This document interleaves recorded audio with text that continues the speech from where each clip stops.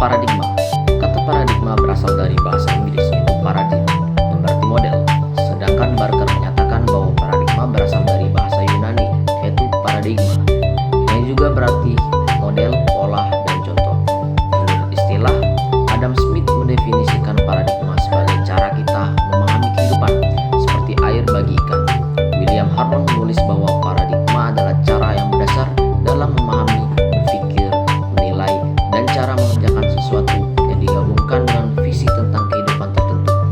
Paradigma diartikan sebagai alam disiplin intelektual, yaitu cara pandang seseorang terhadap diri dan lingkungannya yang akan memengaruhi dalam berpikir, bersikap, dan bertingkah laku. Paradigma juga dapat berarti seperangkat asumsi, konsep, dan nilai, serta praktek yang diterapkan dalam memandang realitas pada sebuah komunitas yang lama, khususnya dalam disiplin intelektual. Sehingga paradigma pendidikan adalah suatu cara memandang dan memahami pendidikan. Dan dari sudut pandang ini kita mengamati dan memahami masalah-masalah pendidikan yang dihadapi dan mencari cara mengatasi permasalahan-permasalahan tersebut.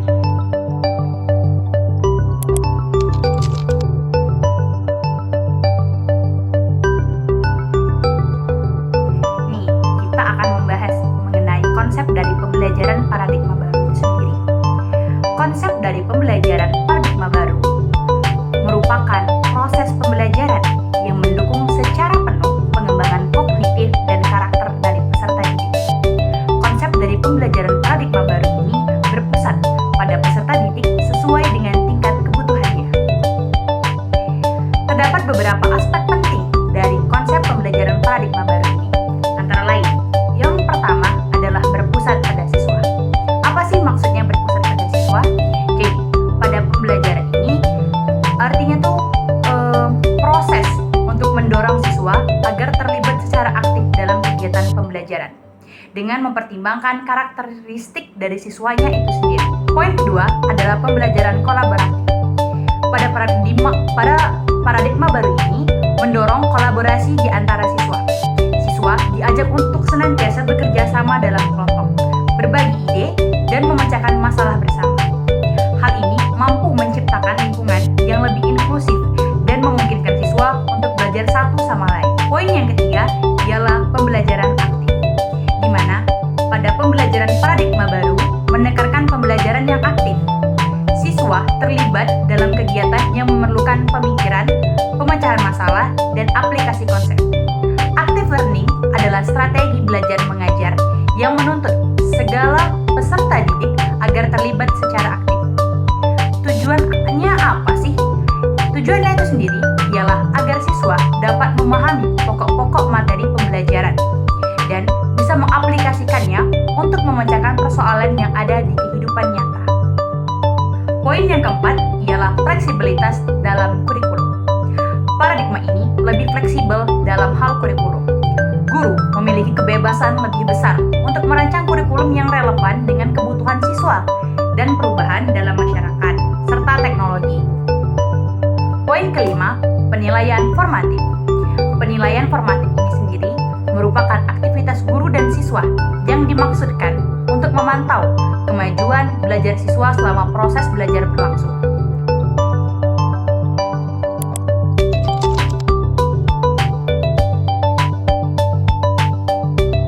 Kalian tahu nggak sih jenis-jenis paradigma baru dalam pendidikan itu apa saja ya? Nggak tahu ya? Oke. Sini, aku jelasin. Oke, yang pertama itu adanya paradigma konservatif. Nah, paradigma ini lebih berorientasi pada pelestarian dan pemeliharaan nilai-nilai tradisional. Nah, pendidikan dalam paradigma ini tuh cenderung tidak memperjuangkan perubahan sosial dan menganggap ketidaksetaraan masyarakat sebagai hukum alam yang tidak dapat dihindari nih. Yang kedua, adanya paradigma liberal. Nah, paradigma liberal ini lebih moderat daripada paradigma konservatif. Kenapa ya? Karena paradigma ini mengakui adanya permasalahan dalam masyarakat, namun tidak memandang pendidikan sebagai bagian dari permasalahan politik dan ekonomi masyarakat nih guys. Oke, yang ketiga adanya paradigma kritis. Dalam paradigma kritis ini mendorong siswa untuk memiliki kesadaran kritis terhadap realitas kompleks dan saling terkait.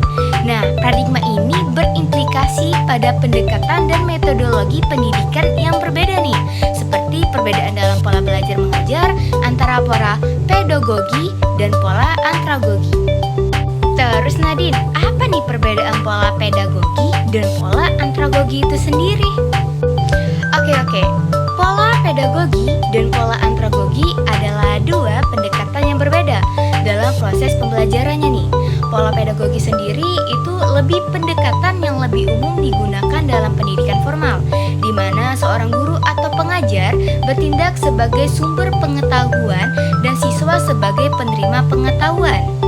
Sedangkan pola andragogi itu sendiri adalah pendekatan yang lebih cocok nih untuk pembelajaran orang dewasa, di mana pembelajar memiliki peran yang lebih aktif dalam proses pembelajaran. Nah, gitu antara bedanya pola pedagogi dan pola andragogi sendiri. Oke, kita lanjut. Yang keempat nih, adanya paradigma behavioristik. Pada paradigma itu menekankan pada peran stimulus dan respon dalam pembelajaran. Siswa dianggap sebagai objek yang dapat dipengaruhi oleh lingkungan eksternalnya. Oke, yang kelima adanya paradigma konstruktif-fiktif. Paradigma ini menganggap siswa sebagai pembangun pengetahuan mereka sendiri melalui interaksi dengan lingkungan dan pengalamannya sendiri. Yang keenam adanya paradigma sosial kognitif. Dalam paradigma ini tuh menekankan interaksi antara individu dan lingkungan sekitar dalam proses pembelajaran. Jadi antara paradigma konstruktif-fiktif dan paradigma sosial kognitif itu sama nih ya guys. Yang ketujuh sendiri itu adanya paradigma radikal. Paradigma ini mendorong perubahan sosial melalui pendidikan. Nah, paradigma ini juga memandang pendidikan sebagai alat untuk mengatasi ketidakadilan sosial dan ekonomi. Yang terakhir adanya paradigma pembelajaran. Nah, pada paradigma ini fokus pada siswa sebagai pembelajar aktif yang mengembangkan potensi diri mereka sendiri. Nah, paradigma ini tuh berbeda dengan paradigma pengajar yang lebih menekan pada peran guru nih guys.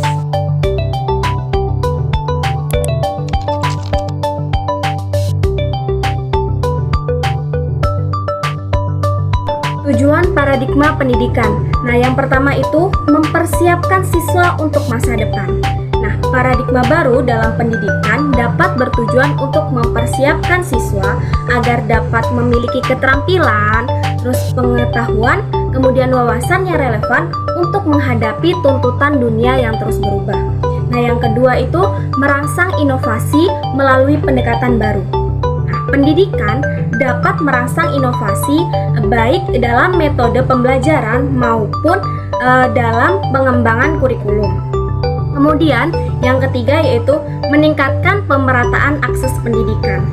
Nah, penggunaan teknologi dapat membantu meningkatkan akses pendidikan ke berbagai lapisan masyarakat, termasuk mereka yang berada di daerah-daerah terpencil. Yang keempat yaitu meminimalkan kesetaraan. Nah, paradigma baru ini dapat membantu mengurangi ketidaksetaraan dalam pendidikan dengan memberi akses yang lebih adil dan kesempatan yang setara bagi semua siswa. Kemudian, yang kelima, menyediakan pendidikan yang berpusat pada siswa. Nah, penerapan paradigma baru bertujuan untuk membuat pendidikan lebih berpusat pada siswa atau pada anak dan minat individu dari siswa itu sendiri, sehingga mereka dapat belajar dengan lebih efektif.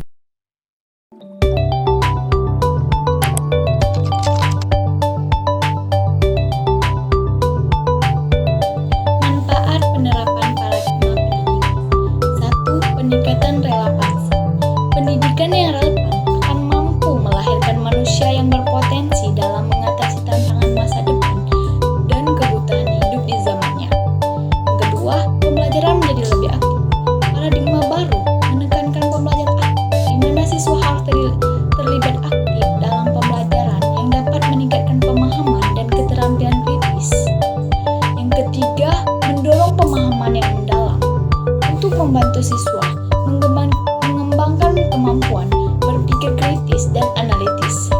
Yang keempat, pengembangan keterampilan hidup seperti pemecahan masalah, pemikiran kreatif komunikasi, dan integrasi digital. Yang kelima, diversifikasi pembelajaran. Paradigma baru dalam pendidikan dapat membuka pintu bagi berbagai metode pembelajaran, termasuk pembelajaran berbasis proyek, pembelajaran berbasis masalah, pembelajaran online. Ini dapat membantu siswa yang dengan gaya belajar yang berbeda meraih keberhasilan. Yang keenam, pemecahan masalah yang lebih baik, yang dapat diterapkan dalam berbagai konteks dalam kehidupan sehari-hari dan pekerjaan.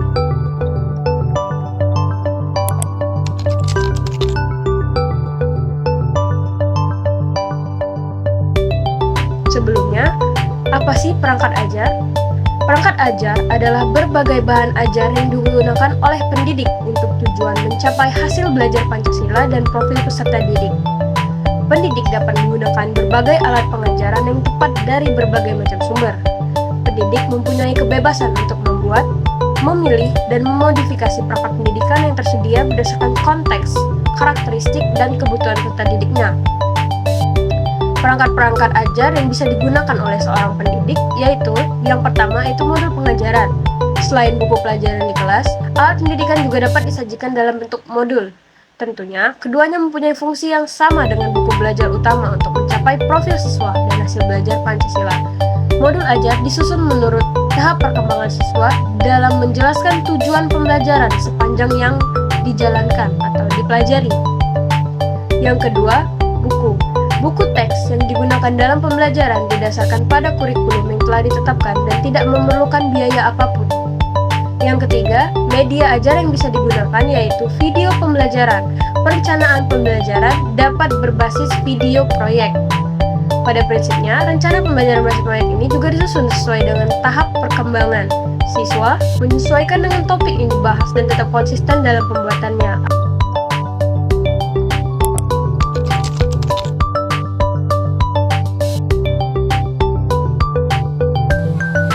Baiklah, saya akan menjelaskan mengenai teori belajar yang melandasi penerapan paradigma baru pendidikan.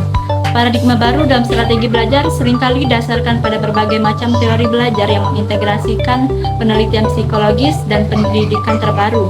Ada 6 yang menjadi dasar pendidikan paradigma baru, antara lain 1. Konstruktivisme. Teori ini mengemukakan bahwa individu aktif dalam membangun pengetahuan mereka sendiri melalui pengalaman, refleksi, dan pemahaman konsep baru yang berdasarkan pengetahuan yang sudah ada. 2. Ada pembelajaran berbasis masalah. Pada pembelajaran berbasis masalah, lebih memusatkan perhatian pada pemecahan masalah.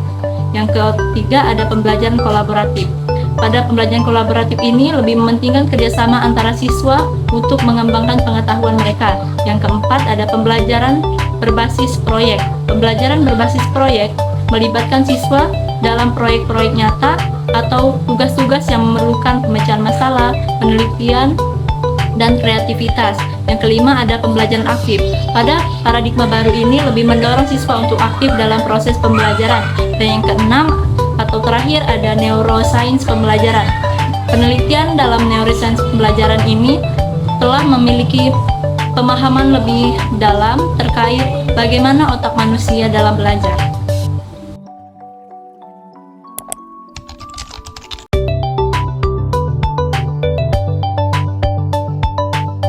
Di Indonesia sendiri sudah diberlakukan beberapa kurikulum dalam pembelajaran di sekolah, yaitu kurikulum 1964, kurikulum 1975, kurikulum 1994, kurikulum 2004 atau yang lebih dikenal dengan kurikulum berbasis kompetensi atau KBK, dan kurikulum 2013 dan lain-lain.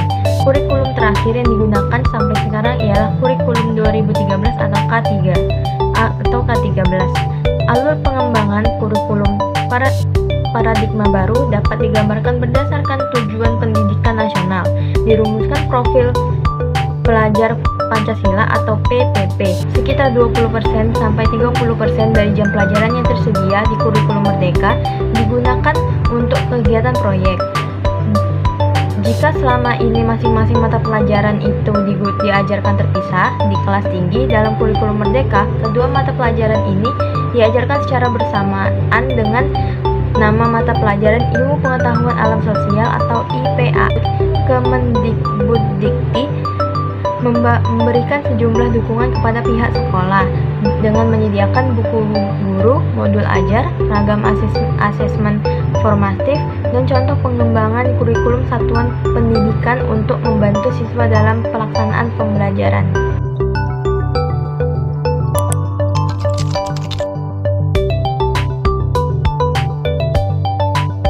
Kelebihan paradigma baru pendidikan. Pada paradigma baru pendidikan yang ada di sistem pendidikan Indonesia sekarang itu memiliki kelebihan yang dimana itu dapat mempengaruhi secara positif terhadap perkembangan sistem pendidikan di Indonesia. Nah, diantaranya kelebihannya itu pastinya yang pertama, paradigma baru pendidikan itu memiliki hubungan dengan kurikulum yang dimana itu dapat melengkapi kekurangan yang ada pada kurikulum sebelumnya dan bertujuan untuk perubahan kurikulum untuk melengkapi kekurangan-kekurangan yang ada pada kurikulum sebelumnya. Selanjutnya itu penerapan kurikulum baru ini itu membuat siswa lebih fokus pada materi esensial dan mengembangkan kompetensi murid. Selanjutnya yang ketiga yaitu mendorong kreativitas dan inovasi peserta didik yang mampu membantu untuk mengembangkan kemampuan berpikir yang lebih baik dan mempersiapkan mereka untuk menghadapi tantangan di masa depannya. Selanjutnya itu memperkuat keterampilan sosial yang dimana paradigma baru pendidikan itu mendorong untuk siswa itu bekerja sama dan berkolaborasi dalam suatu kelompok. Hal ini juga dapat membantu siswa untuk mengembangkan keterampilan sosial yang lebih baik dan mempersiapkan mereka untuk bekerja dalam tim ke depannya. Selanjutnya itu, paradigma baru pendidikan itu lebih mengutamakan teknologi modern dengan memanfaatkannya di mana teknologi modern itu untuk meningkatkan pengalaman belajar siswa sehingga dapat membantu siswa untuk lebih terlibat dalam pembelajaran dan mempermudah proses pembelajaran. Selanjutnya, dalam paradigma baru pendidikan itu sekarang terdapat yang namanya kurikulum terbaru yang lebih merdeka atau biasanya disebut kurikulum merdeka.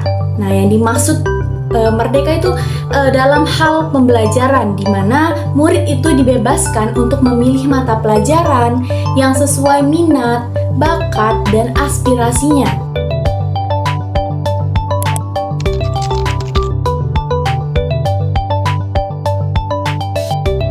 Kekurangan. Yang pertama, kurang matang dalam persiapannya.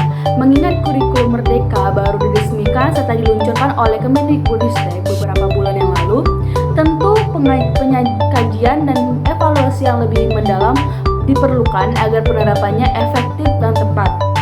Yang kedua, sistem pengajaran yang belum terencana dengan rinci. Melihat prosedur pelaksanaan pembelajaran dalam kurikulum merdeka, sistem pengajarnya masih belum membahas dengan rinci mengenai upaya untuk meningkatkan kualitas pendidikan di Indonesia. Yang ketiga, membutuhkan biaya yang lebih besar. Penerapan paradigma baru pendidikan memerlukan biaya yang lebih besar untuk membeli peralatan dan teknologi modern. Hal ini menjadi kendala bagi sekolah atau institusi pendidikan yang memiliki batasan anggaran. Yang keempat, membutuhkan pelatihan khusus. Guru dan staf pendidikan perlu mendapatkan pelatihan khusus untuk mengimplementasikan paradigma baru pendidikan. Hal ini dapat memakan waktu dan biaya yang cukup besar. Yang kelima, tidak semua siswa cocok. Paradigma baru pendidikan mungkin tidak cocok untuk semua siswa. Beberapa siswa mungkin lebih nyaman dengan metode pembelajaran tradisional dan mungkin mengalami kesulitan untuk beradaptasi dengan paradigma pendidikan baru.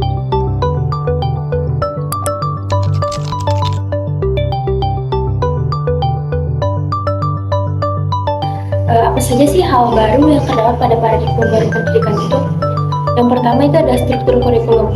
Profil Pelajar Pancasila atau PPP menjadi acuan dalam pengembangan standar proses, standar isi, struktur kurikulum, prinsip pembelajaran, capaian pembelajaran, dan asesmen pembelajaran.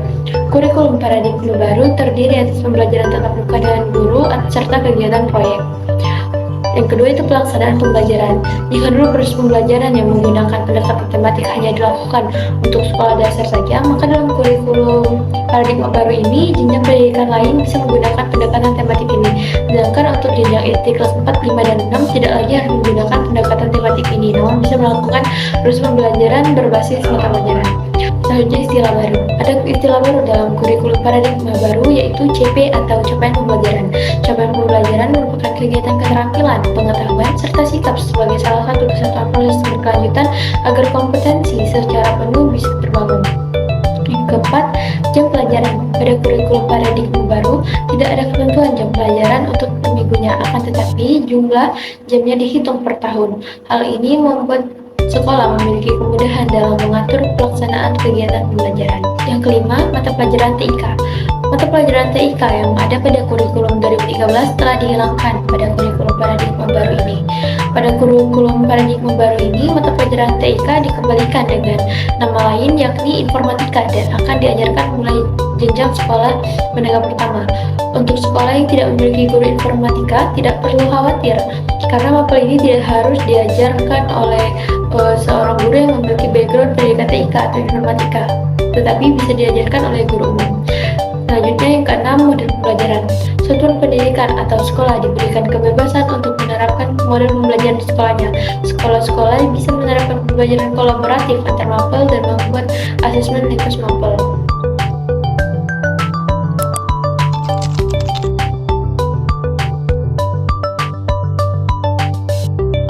Penerapan paradigma baru dalam meningkatkan mutu pendidikan di Indonesia. Sejak tahun 80-an telah dilakukan berbagai upaya untuk meningkatkan mutu pembelajaran melalui perubahan kurikulum, sarana prasarana pembelajaran, pengembangan materi pembelajaran, pelatihan guru, dan sebagainya. Namun, upaya-upaya tersebut belum memberikan perubahan yang signifikan dalam meningkatkan mutu pembelajaran di Indonesia.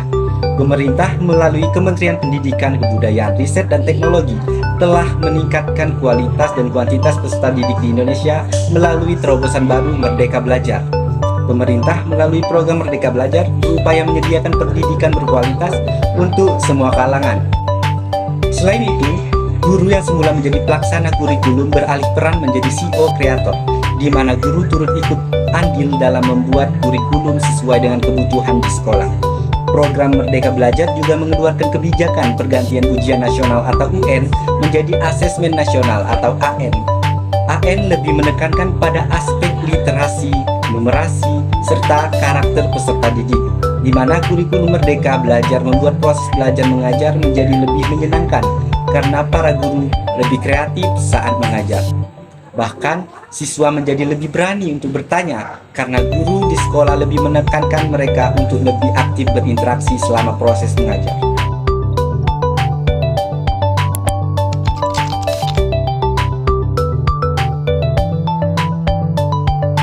Baik, di sini saya akan menjelaskan atau menyampaikan kesimpulan terkait materi penerapan paradigma baru pendidikan. Paradigma pendidikan adalah salah satu cara memandang dan memahami pendidikan. Dari sudut pandang ini, kita dapat mengamati dan memahami masalah-masalah pendidikan yang dihadapi dan mencari cara mengatasi permasalahan-permasalahan tersebut. Pembelajaran paradigma baru mencakup pemetaan standar kompetensi, merdeka belajar, dan asesmen kompetensi minimal sehingga menjamin ruang yang lebih leluasa bagi pendidik untuk merumuskan rancangan pembelajaran dan asesmen sesuai dengan karakteristik dan kebutuhan peserta.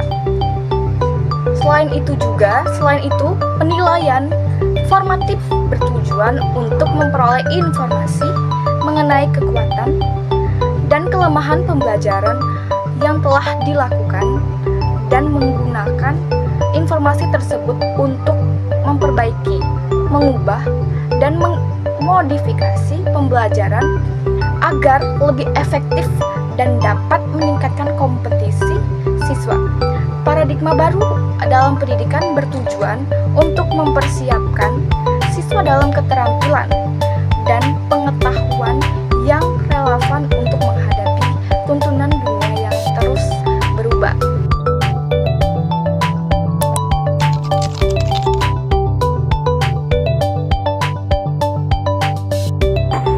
pendidikan memiliki peran krusial dalam pengembangan sumber daya manusia. Krusial berarti sangat penting atau sangat mendasar dalam konteks pendidikan.